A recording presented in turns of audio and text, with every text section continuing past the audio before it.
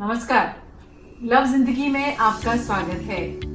दोस्तों, लेकर हाजिर हूँ खबर हफ्ते की। आइए शुरुआत करते हैं पहली खबर से।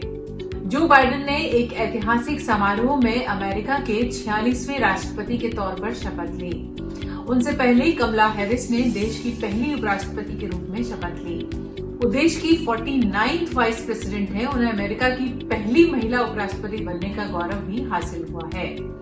अमेरिका के नए राष्ट्रपति जो बाइडेन ने शपथ लेने के बाद कहा कि हम अमेरिका को एकजुट करेंगे। ये लोकतंत्र का दिन है, ये अमेरिका का दिन है, ये उम्मीद और दोबारा खड़े रहने का दिन है। बाइडेन अमेरिकी इतिहास में 15वें ऐसे उपराष्ट्रपति हैं जो राष्ट्रपति के पद तक पहुंचे हैं। दूसरी खबर, भारत कोरोना वायरस के वैक्सीन को अपने पड़ोसी देशों को देकर उनकी मदद करने वाला है।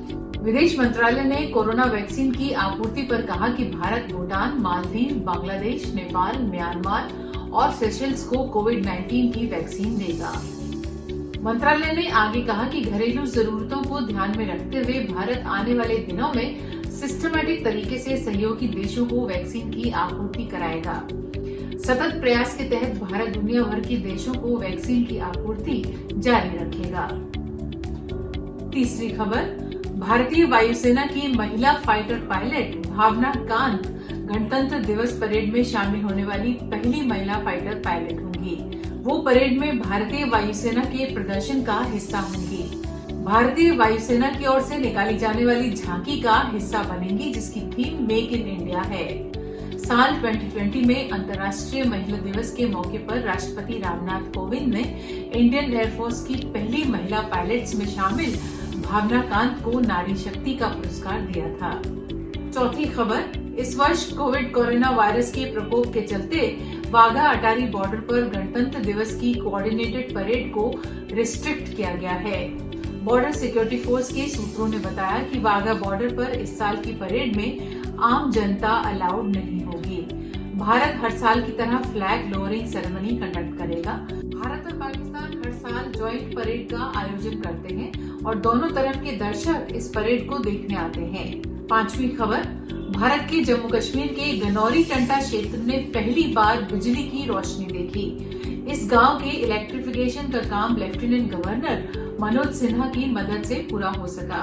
गांव के लोगों ने श्री सिन्हा से इस बारे में बात की थी, लेकिन किसी कारणों की वजह से इलेक्ट्रिफिकेशन का काम पूरा नहीं हो सका था और इसी बात के चलते गांव के लोगों ने मदद मांगी थी।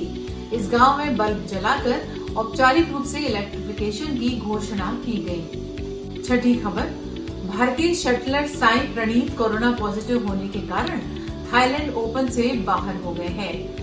बैडमिंटन वर्ल्ड फेडरेशन के अनुसार प्रणीत कोरोना पॉजिटिव होने के कारण अब 10 दिनों तक अस्पताल में ही रहेंगे। साथ ही फेडरेशन ने ये भी बताया कि प्रणीत के रूममेट किदाम्बी श्रीकांत ने भी इस टूर्नामेंट से विड्रॉ कर लिया है और खुद को सेल्फ क्वारंटीन कर लिया है। सातवीं खबर, प्रसिद्ध अभिनेत्री और निर्देशिका रेणुका शहाणे की फिल्म त्रिभंगा को लोगों ने काफी पसंद किया है। इस फिल्म में तन्वी आजमी, काजोल और मिथिला पालकर ने अभिनय किया है।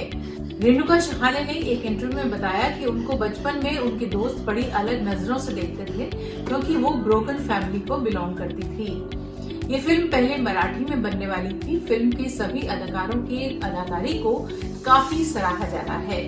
फिल्म नेटफ्लिक्स ऑनलाइन प्लेटफॉर्म पर अवेलेबल है। ये थी पिछले हफ्ते की चंद खबरें। अगले हफ्ते फिर लेकर हाजिर होंगी कुछ खबरें आपके लिए। तब तक के लिए दीजिए इजाजत। नमस्कार।